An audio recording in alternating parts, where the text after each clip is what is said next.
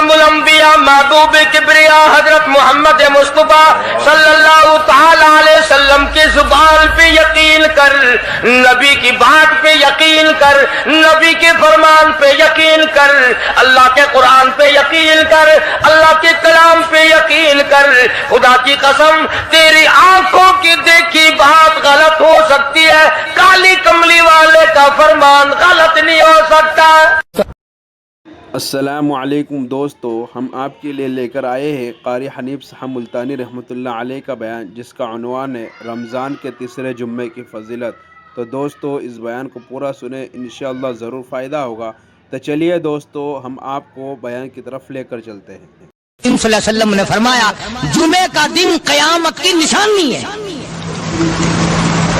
क़यामत का दिन जिस दिन कायम होगा जुमा ही होगा। आज जुमा तफरी का दिन है, आज जुमा जुए का दिन है, आज जुमा शराब पीने का दिन है, आज जुमा खेल तमाशा बेहयाई बदमाशी का दिन लोगों ने बना लिया। एक हमारा माहौल है, आप जरा तवज्जो फरमाएं। जुमे के दिन फिल्मों में रश है, जुमे के दिन सिनेमा के टिकट का रश है, जुमे के दिन VCR बहुत ज्यादा चलते हैं, जुमे के दिन टेलीविजन पे बड़ा रश होता है, जुमे के दिन बदमाशी है, जुआ है, बेहयाई, ज्यादा से ज्यादा बेहयाई जुमे के दिन होती है। हालांकि हुजूर करीम सल्लल्लाहु अलैहि वसल्लम ने फरमाया, जुमे के दिन एक घड़ी ऐसी आती है जो मांगो वही मिलता है। जिस हाल में कुछ कोई मशगूल होगा वही उसकी जिंदगी का मुस्तकिल जरिया बन जाएगा। कौन समझाए तुम्हें, किसके अंदर ताकत और जुर्रत है कि कौम के धारा फेर सके और कौम के रुख को फेर सके? कौन फेर सकता है? इसलिए कुरान करीम ने बार बार ललकारा और फरमाया, अफलम यहदि लहुम कम अहलकना क़ब्लहुम मिनल कुरून। करने वालों, बदमाशी करने वालों, बेगैरत कमीनों, बादाओं, जब मेरा कहर जोश में आएगा फिर एक दो को नहीं, फिर बस्ती की बस्ती, मुल्क के मुल्क उजाड़ के रख दूंगा। अफलम यहदि लहुम कम अहलकना क़ब्लहुम मिनल कुरून।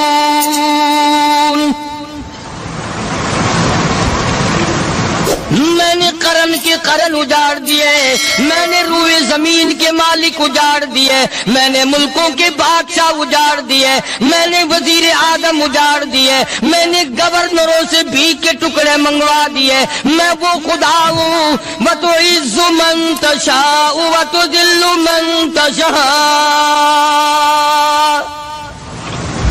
बियदिकल खैर इन्नका अला कुल्लि शैइन क़दीर। सारा निजाम मेरे हाथ में है। तबारकल्लज़ी बियदिहिल मुल्क, बरकतें मेरे पास है, रहमत मेरे पास है, खैर मेरे पास है, भलाई मेरे पास है, सलामती के खजाने मेरे पास है, अमन के खजाने मेरे पास है। वहुवा अला बियदिहिल मुल्क, मुल्क में राज मेरा, वहुवा अला कुल्लि शैइन क़दीर। जर्रे जर्रे पे कब्जा मेरा, पत्ते पत्ते पे कब्जा मेरा, पहाड़ की एक एक कंकर पे कब्जा मेरा, समंदर के कतरे कतरे पे कब्जा मेरा। तू होता कौन आकर करने वाला?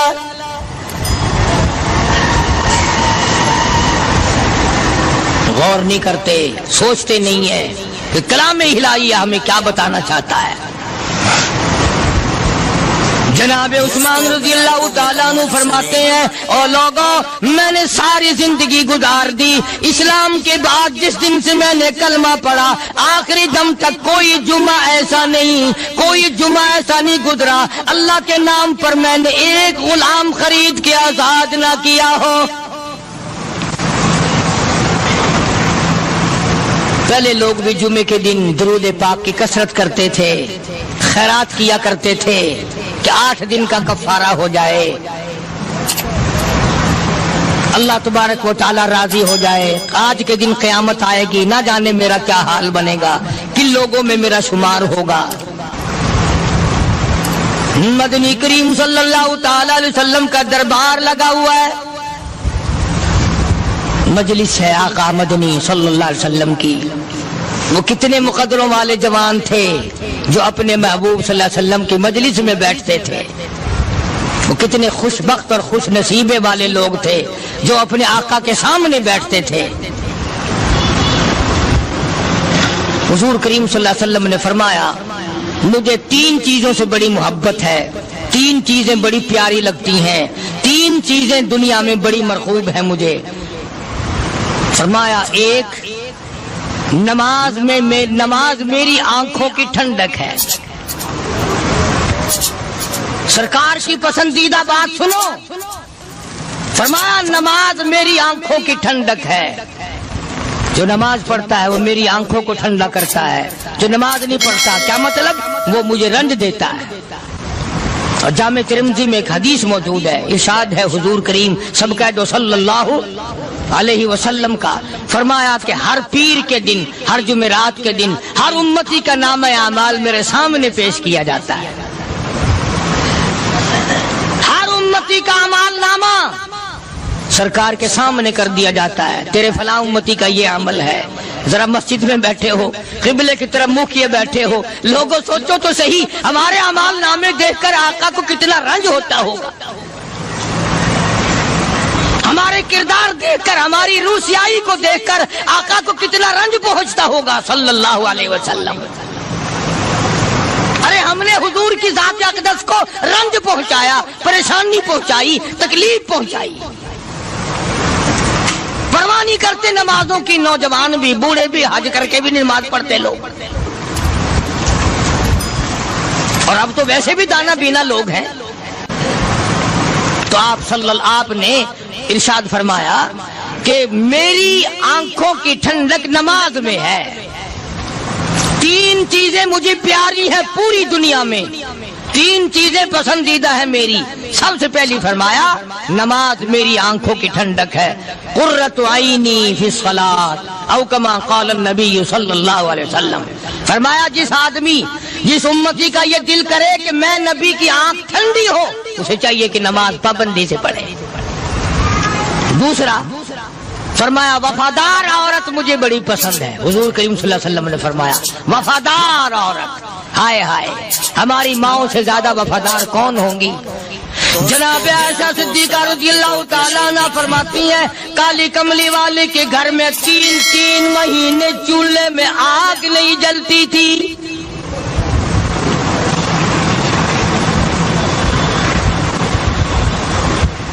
دوسروں کے واسطے ہے سیم و زر و گوہر، اور اپنا یہ حال ہے کہ چولہا ہے بجھا ہوا۔ جناب عائشہ صدیقہ رضی اللہ تعالیٰ عنہ فرماتی ہیں ہمیں 24 گھنٹے میں 1 پانی کا پیالہ اور 1 کھجور کا دانہ ملا کرتا تھا۔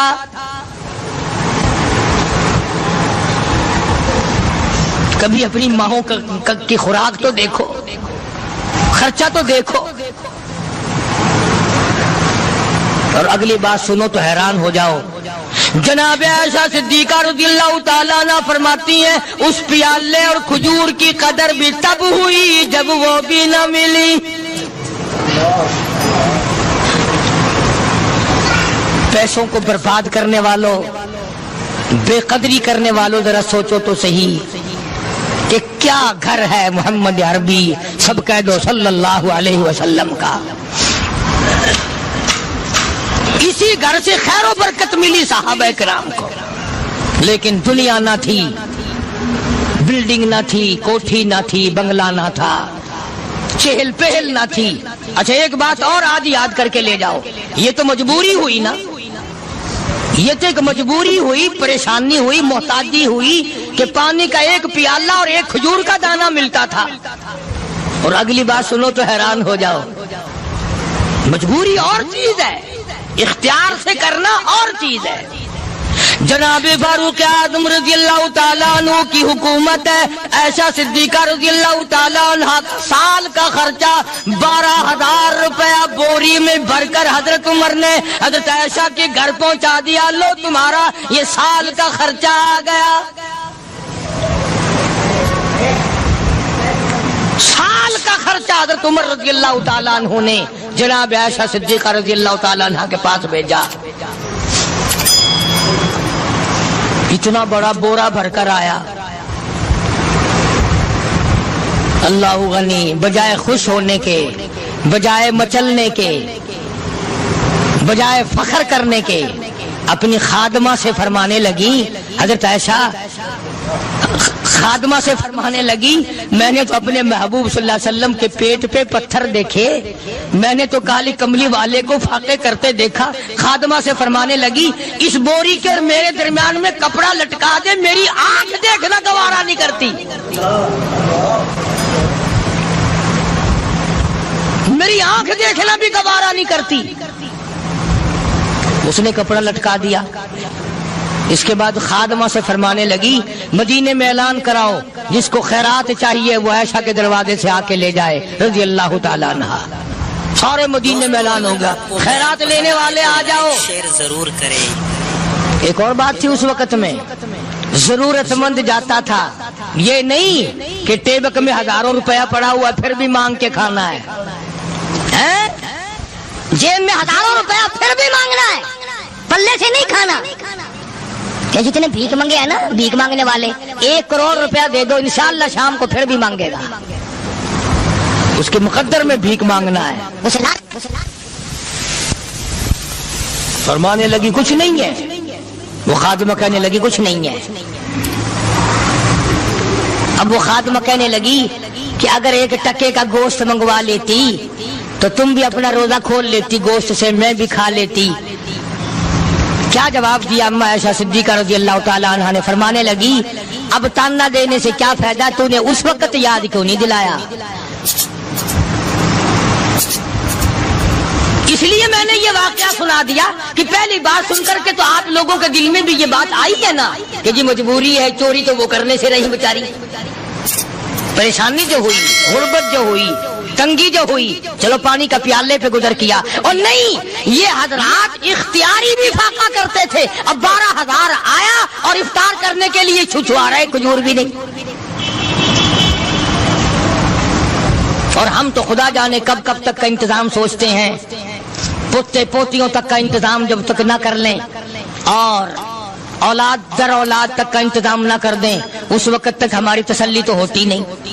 اسی کو مجذوب نے بڑے عجیب طریقے سے سمجھایا، کہتا ہے کہ آنے والی کس سے ٹالی جائے گی، آنے والی کس سے ٹالی جائے گی، اور جان ٹھہری جانے والی جائے گی، روح رگ رگ سے نکالی جائے گی، تجھ پہ ایک دن خاک ڈالی جائے گی.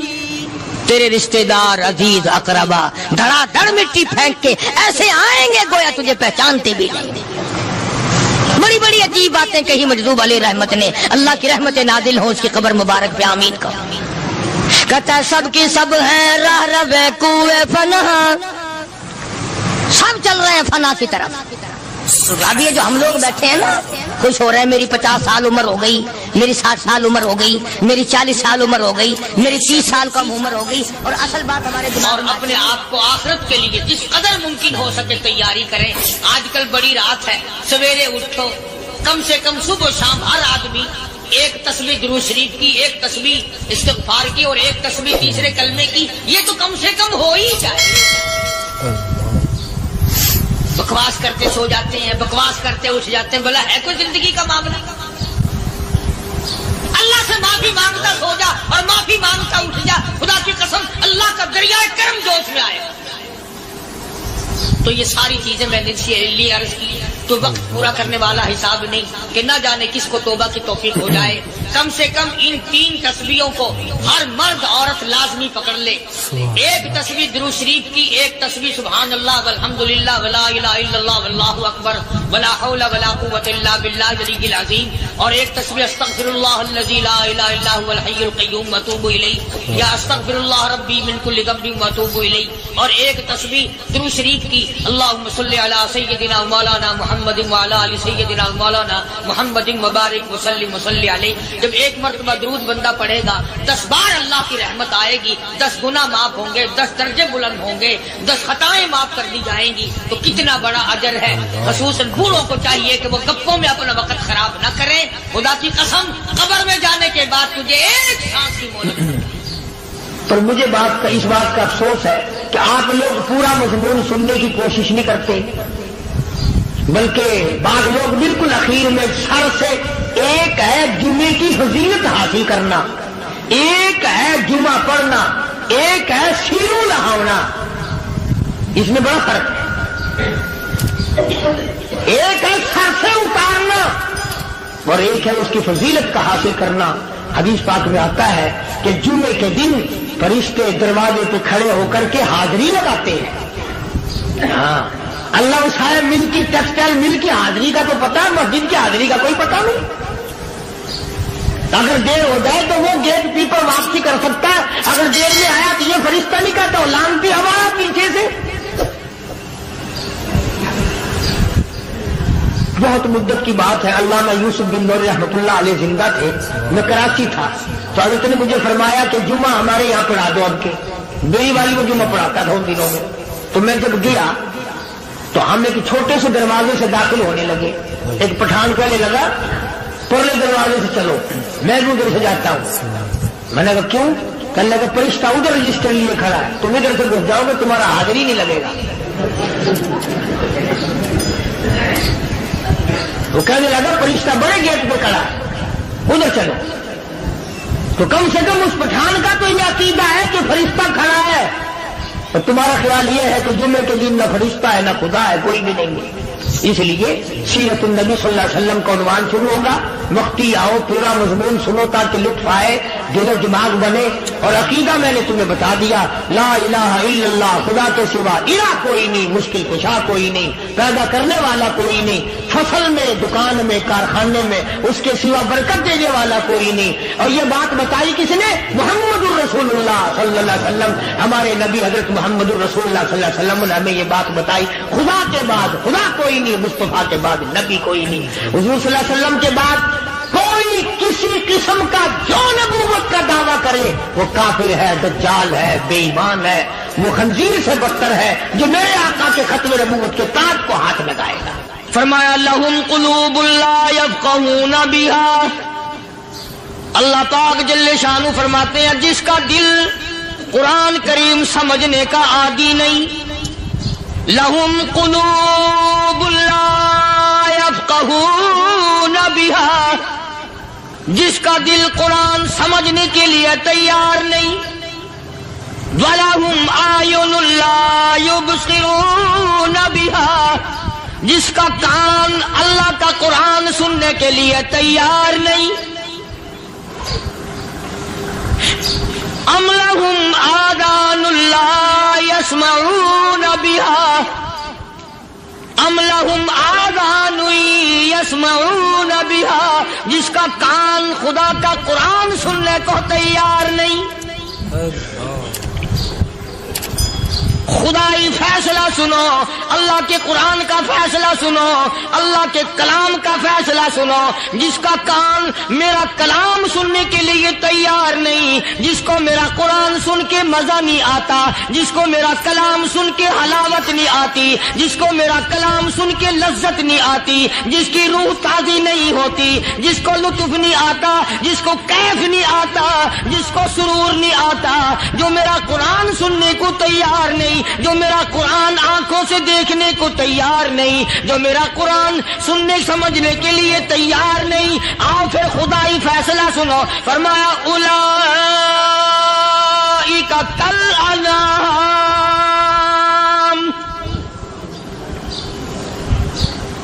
میرا فیصلہ نہیں، کسی پارٹی کا فیصلہ نہیں، کسی فرقے کا نہیں، کسی طبقے کا نہیں، کسی جماعت کا نہیں. فرمایا اولئک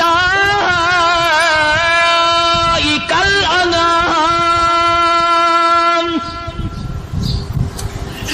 پیدا کرنے والا مالک و خالق کہتا ہے مجھے اپنی کبریائی کی قسم یہ سارے جانور ہیں.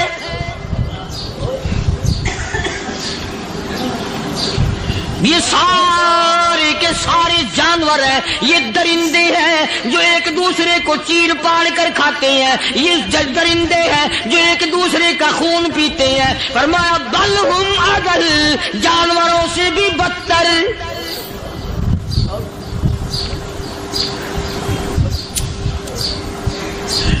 جس کے دل میں قرآن سن کر ترس نہیں، جس دل میں رحم نہیں، اپنے سے کمزور دیکھ کر جس کے دل میں شفقت نہیں، مہربانی کا مادہ نہیں.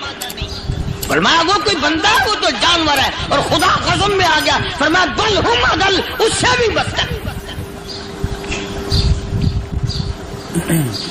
اللہ والے جو ہیں وہ ان خصلتوں کو دور کراتے ہیں اور وہ آدمی کے مزاج اور دل میں سے ایسی چیزیں نکالتے ہیں جو اس کی بربادی کا ذریعہ بنتا ہے.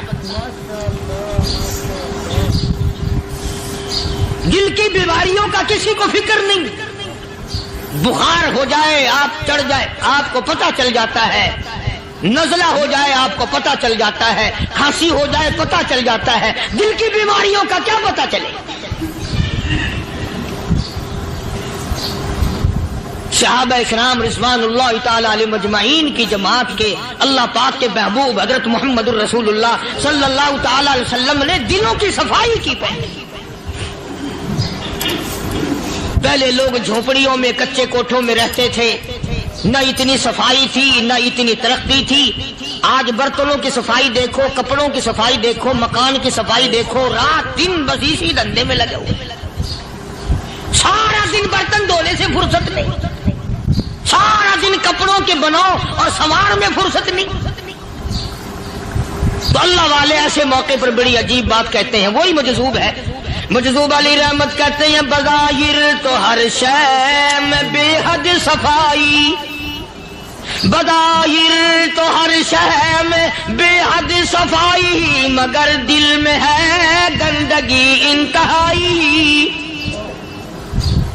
بظاہر تو ہر شے میں چہرے کی صفائی، بدن کی صفائی، نہ جانے کتنی قسم کا صابن ہے، نہ جانے کتنی قسم کے پاؤڈر ہے، نہ جانے کتنی قسم کے شیمپو ہیں، نہ جانے کتنی قسم کے کپڑے ہیں، کیا چال ڈھال ہے، کیا نئے نئے ڈیزائن ہے. مجذوب کہتا سب کچھ دیکھ لیا، بظاہر تو ہر شے میں بے حد صفائی، مگر دل میں ہے گندگی انتہائی.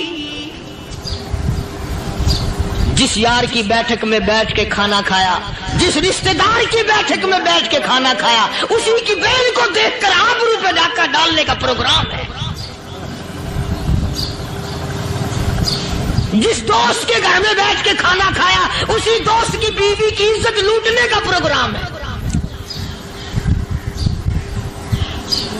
پرانے زمانے میں اب بھی دلی جیسے شہر میں اگر دعوت کی جاتی ہے تو وہاں ایک تشتری میں نمک آتا ہے سب سے پہلے. عام میں بھی دستور تھا پرانے زمانے میں، اگر کوئی دعوت کرتا، کوئی تقریب کرتا، سب سے پہلے نمک آتا تھا. ایک ایک انگلی ہر شخص نمک چاٹتا تھا. کیا مطلب؟ جس نے نمک چاٹ لیا اب وہ نمک حرامی نہیں بنے گا. اس گھر میں چوری کرنا، اس گھر کی آبرو کا غلط تصور لانا، اس گھر کے مال میں خیانت کرنا وہ حرام سمجھتا تھا جس گھر کا میں نے نمک چکھ لیا. اور مسلمانوں کی بات نہیں، ہندوؤں کی بھی یہ باتیں تھی. مولانا محمد علی صاحب جلندری سب قید رحمت اللہ علیہ فرمایا کرتے تھے کہ ایک سکھ تھا بہت بڑا ڈاکو. مسلمان اور ہندو مل کر اس کو ساتھ ملا کر کے لے گئے کہ یہاں اس گاؤں میں اس پنڈ میں ڈاکہ ڈالے. سفر کر کے گئے، تکلیف اٹھا کے گئے. اس سکھ ڈاکو نے پوچھ لیا کہ یہ کون سا گاؤں ہے کہ یہ فلانا ہے.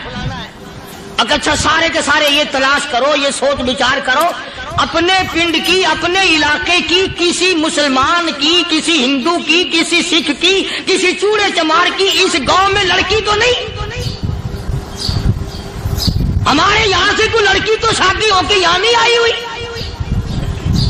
उन सारों में से कहने लगा कि हमारे भंगी की लड़की जमादार की यहाँ आई हुई है। कहने लगा वापस चलो, बेटी बेटी है, चाहे भंगी की हो या नवाब की हो। अरे कल बेटी का डोला दिया था, आज धक्का डालेंगे, शर्म नहीं आएगी?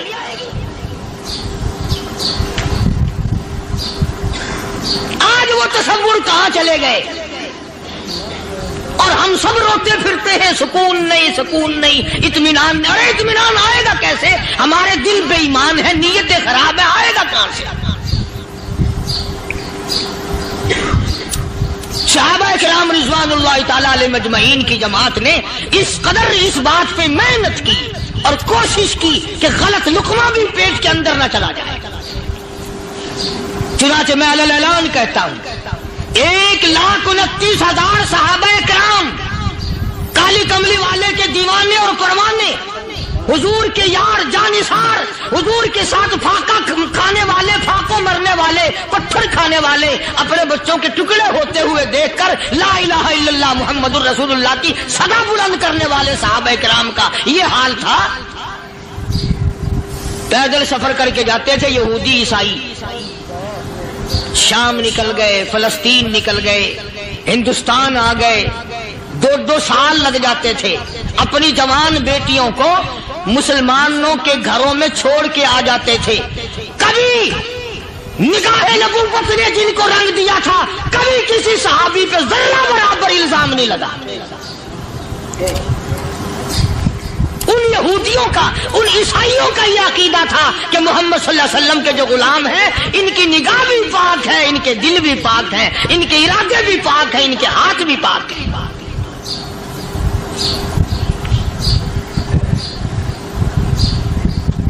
मिस्र के गवर्नर ने, मिस्र के जनरल कर्नल ने खत लिखा सैयदना फारूक आजम रज़ी अल्लाह ताला अन्हु की खिदमत में। दौरे खिलाफत है हजरत फारूक आजम का। क्या खत लिखा कि हुजूर मुझे काफी वक्त गुजर गया है और फला इलाके में आपके हुक्म से हमने जाना है और रास्ता सिर्फ एक है और उस रास्ते में जाल बिछा दिया गया। अब मुझे मशवरा दें, मैं क्या करूं, हुक्म दें मुझे। जाल क्या बिछा दिया गया कि हमें पता चल गया है ईसाइयों ने प्रोग्राम बनाया, सैकड़ों लड़कियां तलाश कर करके बड़ी खूबसूरत हसीना इकट्ठी की हैं, उनको गाने बजाने की ट्रेनिंग दी है, उनको अच्छी अच्छी आवाजों वाली लड़कियां ढूंढ के लाए हैं और उन्होंने ये प्रोग्राम बनाया कि जब मुसलमानों की फौज इस गली से गुजरेगी, इन कोठों के ऊपर चढ़ के गाना बजाना करेंगे ताकि उनके दिल में बदमाशी आए और उनका बेड़ा गर्क हो।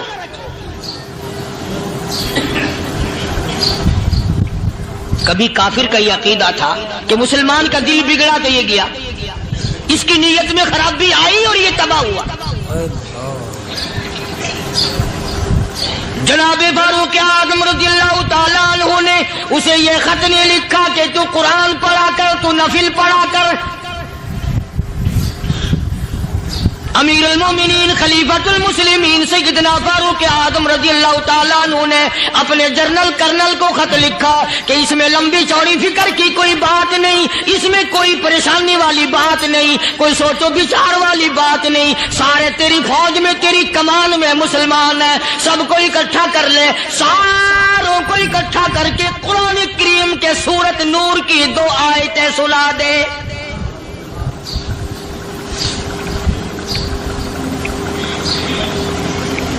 ये भी नहीं फरमाया कि सजा सुनाओ, इतने कोड़े लगेंगे, जो खिलाफ करेगा यूं कैद होगी, यूं कोर्ट मार्शल कर दिया जाएगा, कुछ नहीं। जनाब फारूक आज़म रज़ियल्लाहु ताला अन्हु की राय देखो, उनके ख्याल में कुरान करीम में इतनी बड़ी ताकत है, इतनी बड़ी अजमत है, इतनी बड़ी करामत है, कलाम इलाही में इतना बड़ा शरफ है। ऐलान कर दिया, फरमाया अपने कर्नल को सारी फौज को, लश्कर को इकट्ठा करके कुरान करीम की फुला फुला आयत सुना दे।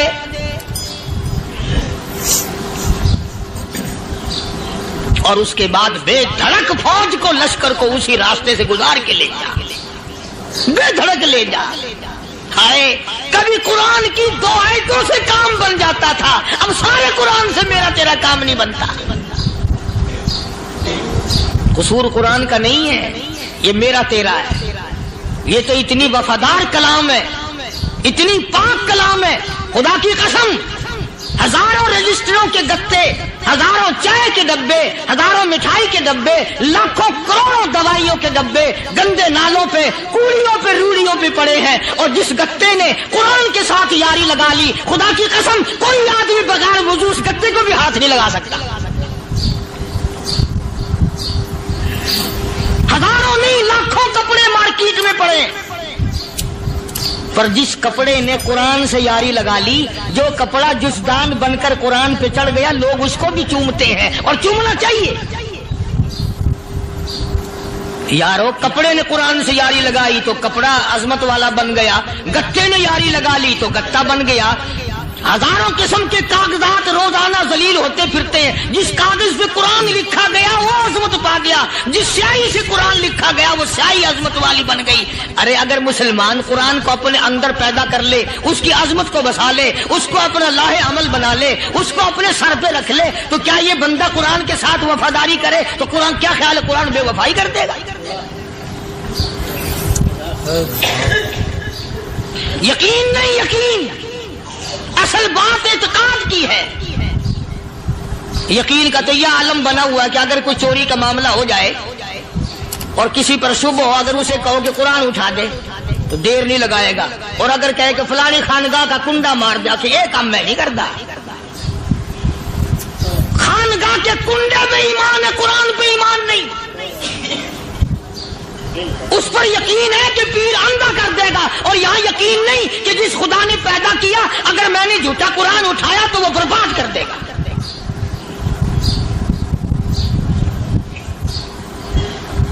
عجیب عجیب لوگ. چنانچہ مصر کے کرنل نے، مصر کے جنرل نے ساری فوج کو اکٹھا کر لیا. اس نے بھی یہ بات تو نہیں کہی کہ فاروق اعظم کو دوبارہ خط لکھتا کہ حضرت یہ تو 2 آیتیں آپ نے لکھی، یہ تو سارا قرآن روز پڑھتے ہیں، پر بنے گا کیا؟ جیسے فاروق اعظم کا یقین تھا، فاروق اعظم کی فوج کے کرنل کا بھی یقین ہے، فاروق اعظم کے فوج کے جنرل کا بھی یقین ہے. اس نے ساری فوج کو اکٹھا کیا، لشکر کو جمع کیا، اور اس کے بعد کہنے لگا قل للمؤمنین یغضوا من ابصارکم وَيَحْفَظُوا فُرُوجَهُمْ ذَلِكَ أَزْكَىٰ لَهُمْ إِنَّ اللَّهَ خَبِيرٌ بِمَا يَصْنَعُونَ. او لوگو، خدا تمہیں کہتا ہے اپنی آنکھوں کی حفاظت کرو. اگر تمہاری نظریں غلط جگہ پڑی، اپنی عزت کی حفاظت کرو، اپنی آبرو کی حفاظت کرو. اگر غلط نظریں پڑی، غلط استعمال ہوئی، ان اللہ خبیر بما یصنعون.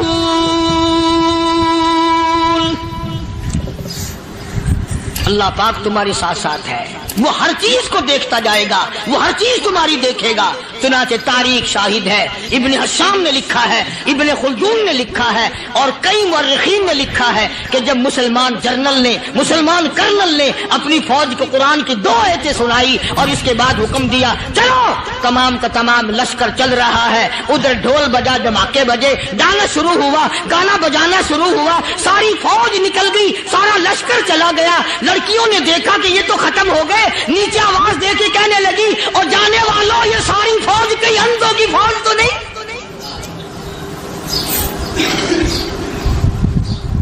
یہ حسن کا نظارہ اور یہ ڈانس اور یہ آواز، ہم ناچ ناچ کے تھک گئی، کوئی سر نہیں اٹھاتا.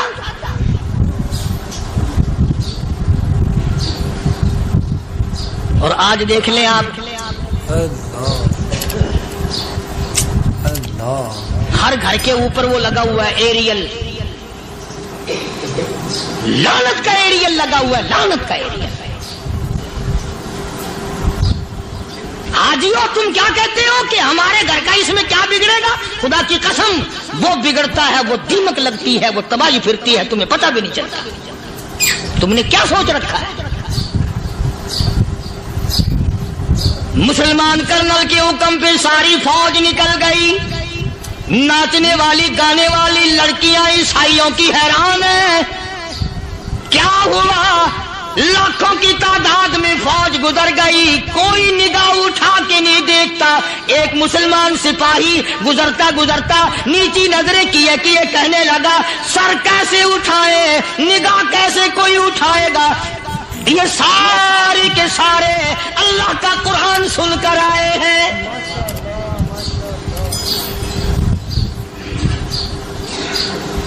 کیسے کوئی نگاہ اٹھائے گا؟ کیسے کوئی سر کو اٹھائے گا؟ یہ سارے کے سارے اللہ کا قرآن سن کر آئے ہیں. ان کا عمل ہوا نا قرآن پہ، ان کے عمل کا کتنا بڑا اثر پڑا. مورخین نے لکھا، ابن حشام لکھتا ہے عیسائی لڑکیوں نے چھلانگیں لگا دی، کوٹھی سے نیچے آ گئی، کہنے لگی عام مسلمانوں وہ قرآن ہمیں بھی سنا کے جاؤ جس میں اتنی اسپرٹ ہے، اتنی طاقت ہے، جو حسن کے نظارے سے روک دے، جو گانے بجانے سے روک دے. یہ تو آدمی کے دل کا سکون ہے. نہ گانا سنتے ہو نہ حسن کا نظارہ کرتے ہو. جاتے والے یوں نہ جاؤ، ہمیں بھی وہ قرآن سنا کے جاؤ.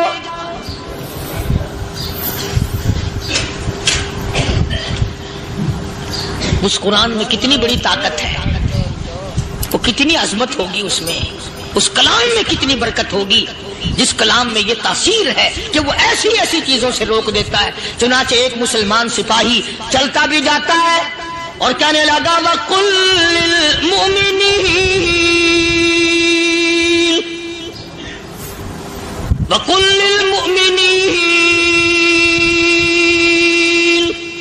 قرآن کی آیت پڑھ کے سنائی. سینکڑوں نہیں بے شمار لڑکیاں ایک مسلمان کی زبان سے اللہ کا قرآن سن کے کہنے لگی اور جانے والوں چھوڑ کے نہ جاؤ، ہمیں بھی کلمہ پڑھاؤ.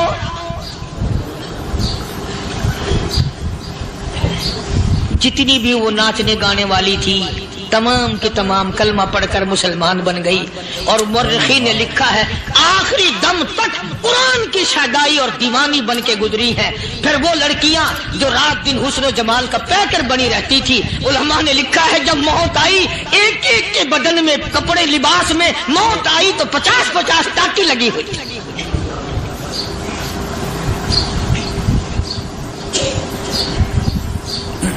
بظاہر تو آج بھی بڑی جھاڑا پنجی ہے، بڑی صفائی ہے، بڑی دوڑ دھوپ ہے.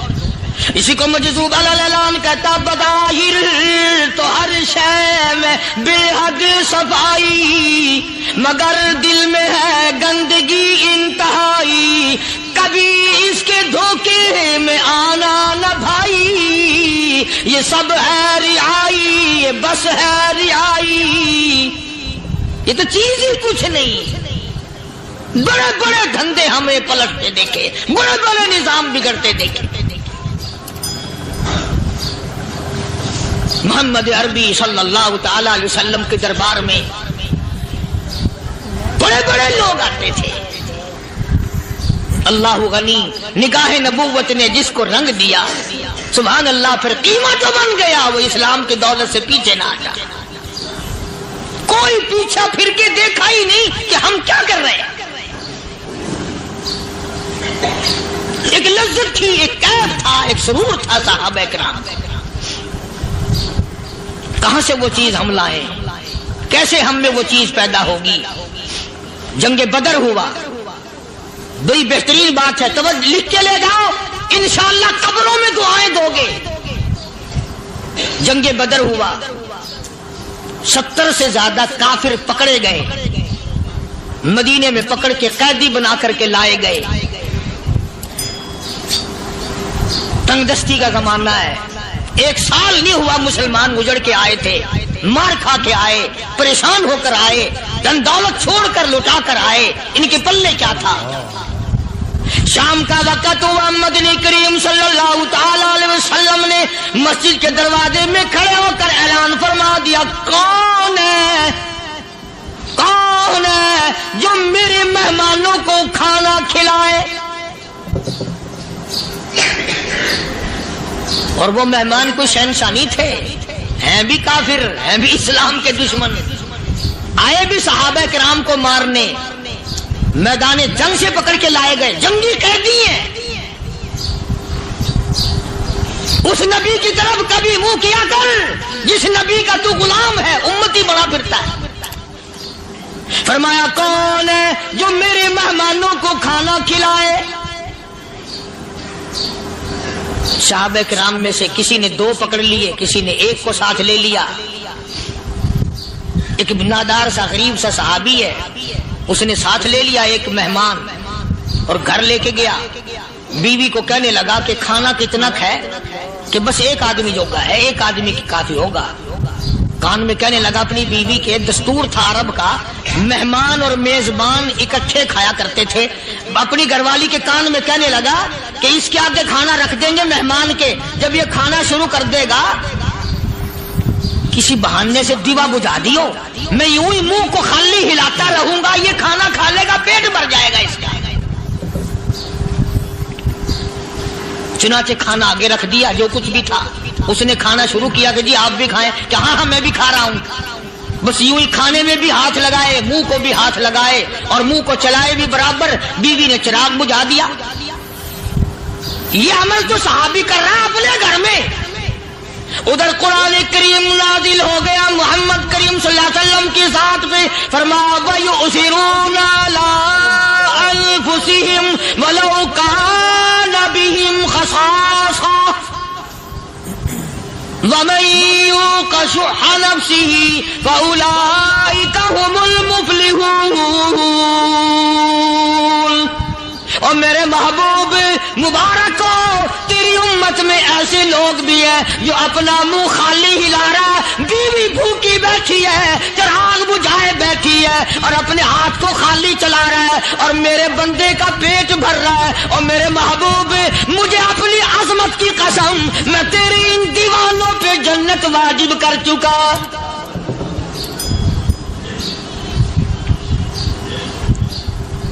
اب حضور صلی اللہ علیہ وسلم نے تو ان کو نہیں سکھایا تھا کہ تو جا کے ایسا کرنا،